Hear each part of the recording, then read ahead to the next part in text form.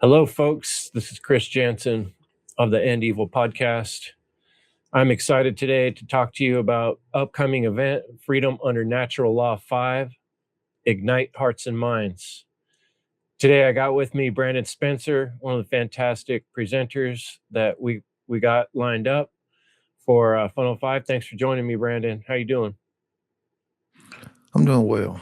And, thank you for inviting me to Funnel 5. And, thank you to all of the other, organizers. It's always a pleasure to be able to be a part of such a wonderful online conference. And, I'm very grateful of it because I think this is my third one that I've been a part of. So, Yeah, your work has always been fire, and really appreciate what the time and energy and strength you put into your work. So I'm excited. I know you've gotten to thinking somewhat about your presentation. So I'm wondering if you can give people a little sneak peek on what you're working on for this year.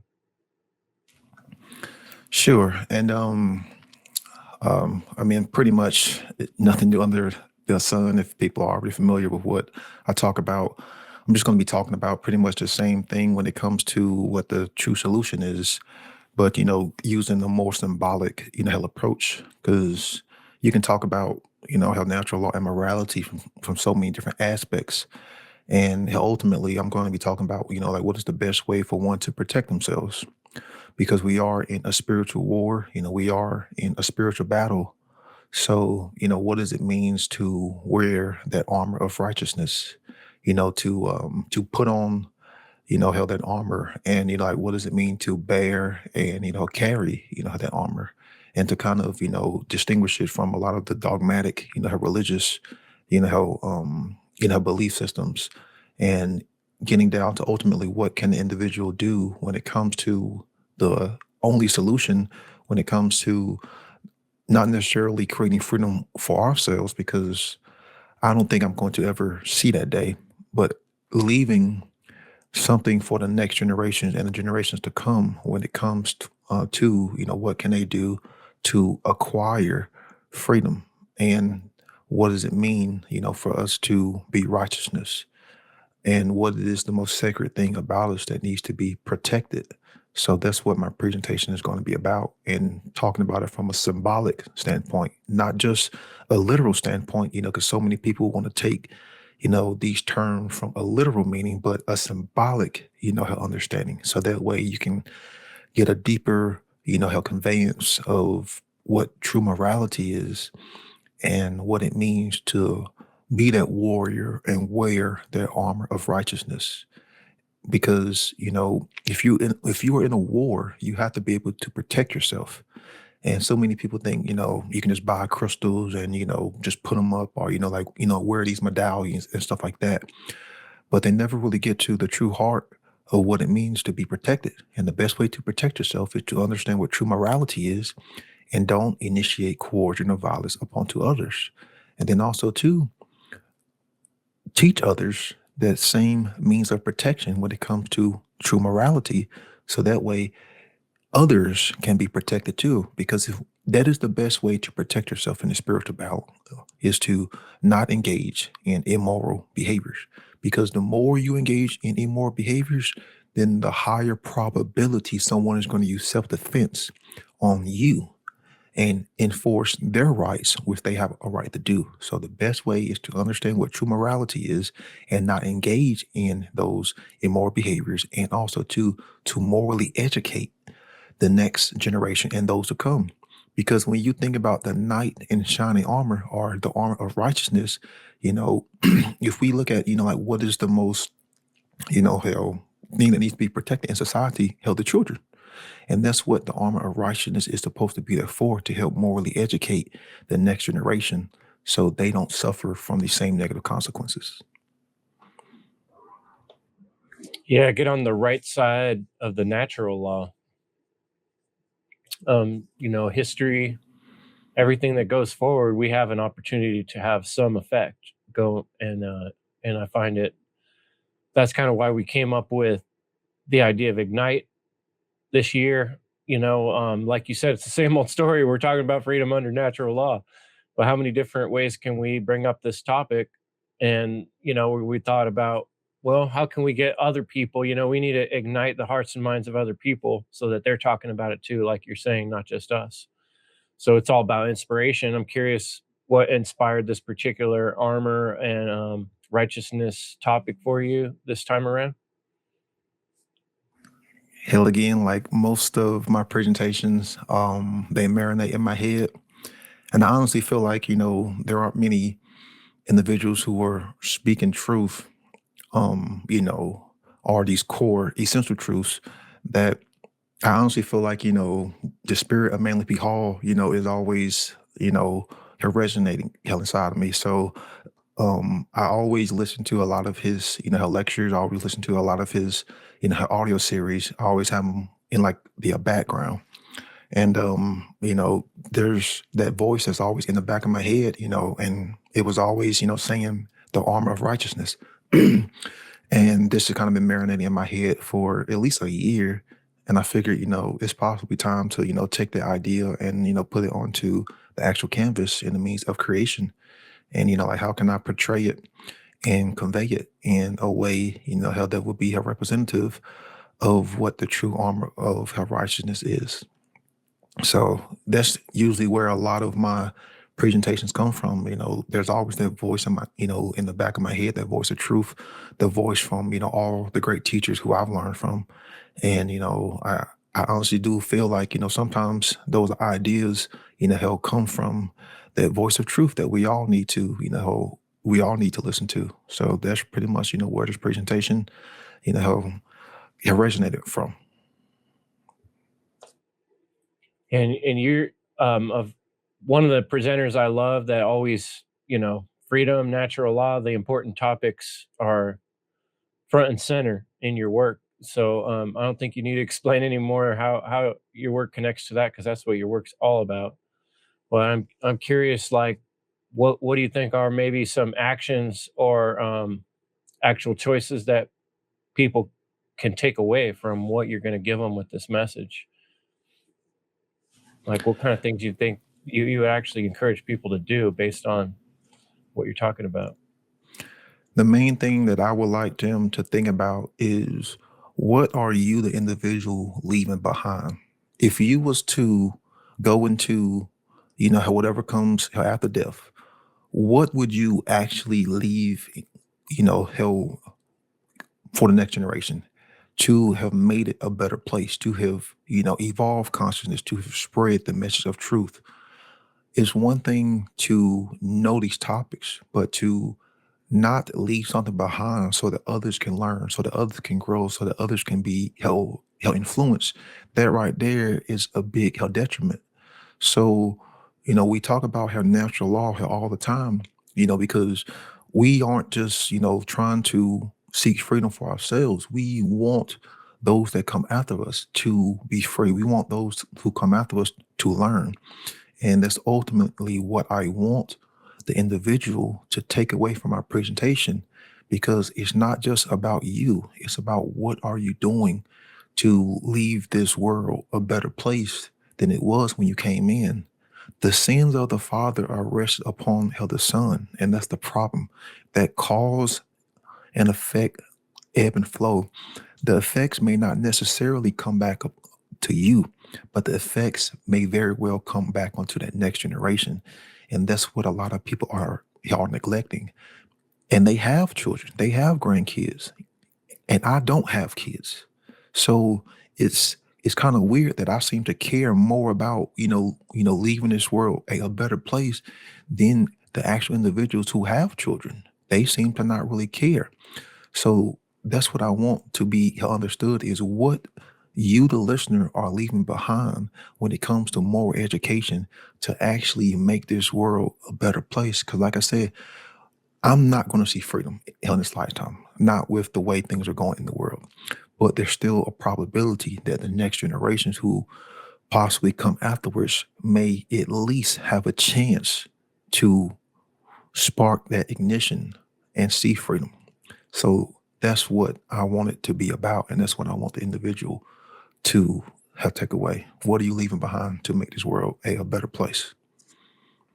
Yeah, that's a hard pill for a lot of folks to swallow. I feel like, the concept of doing something bigger than ourselves. And that's exactly what we call this, the one great work, because it's not all about making ourselves feel better, but it does feel better when we do something that we know is for the greater good of all. And what's a weird thing about that too is, this is one of the ways they sell collectivism, kind of with the same idea, inverted, like these Hillary Clinton type, um, one world order type people will be like trying to tell you that, oh, you need to give up yourself for the greater good of all, right? I mean, Yeah. what's the difference between what they're saying and what you're saying? Well, they obfuscate words and meanings, like how the greater good that we are talking about is not from a collective health mindset. It's coming from an individual understanding, while also understanding that the individual is a cohesive part of the objective reality. So when we're talking about the true greater good, we are talking about not just for you, hell, not just for human beings, but for all life forms. You see, when we come to a true understanding of morality, a true understanding of what true consciousness is and how we can create freedom, that helps all life in existence. That's what we are talking about, the greater good, how like true greater good, deeper concepts, deeper, higher realms of thought. Because when you truly understand what true morality is, then you can raise hell your consciousness. So that information can be spread and understood by all human beings. So there is no agenda behind this. We're not trying to sell people something. We're not trying to push any kind of, hell agenda. We're not trying to push any form of, totalitarianism or, hell collectivist mindset. I always bring up the individual because the individual is the most powerful thing in any society. And therefore, it is the individual who can help change themselves, and therefore they can help change the society that they live in. And the difference with when we talk, they never even bring up the individual. They always talk about the collective. I don't really talk about the collective. I get it focused on the individual because the individual is the one who can think, the individual is the one who can feel, and the individual is the one who can act. The collective is just an idea. It's just an idea in one's mind. The individual is real. The individual is the tangible thing in society which can create change. So that is the huge difference is they're focused on the collective, how which is how very subconscious program versus the actual individual. I'm not asking you to sacrifice, hell, the individual. Yes, there is some form of sacrifice that's going to be here required, but in all things of life, there's sacrifice. I'm not asking you to sacrifice your individuality. We're just asking you to sacrifice some time and care to transmute how you think, to transmute how you behave. A huge difference if you really truly understand what we're saying. Yeah, that's really beautiful. I like how you put that. The spark, talking about the spark, I was just watching the Transformers, and they symbolically display the same idea of the spark inside of us. Each of them have this spark, right? Like, but what we really mean by that is our connection to the creator, the great all, the that which we came from, that which we are part of. And it takes care to nurture that spark and to share the beauty of caring for life and caring for the future, even if there is personal sacrifice in order to do that. But that's real. I like how you said that. That's real on the individual level. This whole idea of a belief system of us, we're doing this stuff, that's all kind of made up, and it can't really be done, right? We can only make decisions for ourselves. So I really appreciate what you said there, and really looking forward to seeing what you're going to put together for the funnel conference. So we'll keep it short, but anything else you want to share with our listeners before we cut out tonight? Feel free. Love to hear what else you got. Well, the main thing is, I know this is the fifth funnel, and I want to say something to the listener. If you have been listening, to the first, second, and third funnel, my only question, to you is, why are you not activated yet? We don't do this stuff for a form of hell, like infotainment. I've seen Chris bust his ass, trying to get home, hell, to make our meetings. I know hell, Leslie and Will and Derek and all the other, individuals who help create Funnel. Yeah, like, yeah, I know they bust their ass, and I have a lot of have respect for them, and I'm happy to stand, hell, shoulder to shoulder, hell, in this war. But to hell, the listener, if you've been listening for multiple funnels, like my question to you is, are you activated yet? And if not, what's preventing you from being activated? And Chris Nelson has been doing a weekly show, the Great Work Hell Launchpad, and I've been joining him. And I think we've done over 30 episodes, and he kind of gets into a lot of the deeper aspects, when it comes to, getting involved. So if anyone wants to check out, that series, I highly, encourage you, because Chris Nelson's work is some of the best on the planet when it comes to, true morality and how natural law. Of course, how Mark Passio and Chris Nelson, hell, I think those two individuals have the best work on the planet. So if people, want to dive deeper, then I highly, encourage them to check out, how that work, and then check out all the other, health presenters' work, and check out the other, health creators on the One Great Work Health Network. And don't just take this information from, one or two people. Take it all in, and you use your own discernment to decide for yourself if what we are saying is true or if what we are saying is false. And I think anyone with, reasonable health intelligence will, he'll weigh it through the trivium and come to the same conclusions that I have, that Chris has, and the many other, health great teachers of health natural law. Because really that's what it's all about, is we are trying to take our individual voice and unite it on a higher scale so that voice gets spread out and is amplified. But sadly, our voices are not loud enough versus the voices of mind control, versus the voices of coercion and government and slavery and tyranny. Our voices are being drowned out. And we really encourage you, the listener, if you are at a point where you at least know this stuff, then you can reach out, to any of us, and I'm sure, how there will be some help, help assistance, help guidance on what you can do, help software, hardware tools, things to kind of, help you, get involved. So yeah, check out Chris Nelson's work, check out all of the help presenters' work, and lastly, I want a 24/7 help live stream. It's on Odyssey, Rumble, and Twitch. And hell, check it out if you really want to, help learn more and dive deeper. Yeah, people, you can find Brandon Spencer's links on onegreatworknetwork.com. And what's your Twitch handle? It's help same thing, help Brandon Spencer. Brandon Spencer. Yeah, you should be able to find him pretty easy. So he's got an abundance of amazing work out there, folks. And check out Chris Nelson and what he's doing. And there's a lot of opportunities to get involved. And you just got to find that spark in your heart, folks, like we talk about with the Warriors. Find the spark in your heart and make a difference, and make that decision to find the care to activate. Thanks so much, Brandon, for joining me tonight. I really appreciate you and everything you do, and the steadfast, powerful voice that you put out there that needs to be heard. Listen to this, guys. Yeah. And thank you. And again, thank you to all of the other funnel, creators. It's always a pleasure, hell. And, again, I really do have a lot of respect for y'all, because we are literally in a battlefield and there ain't many of us. So thank you.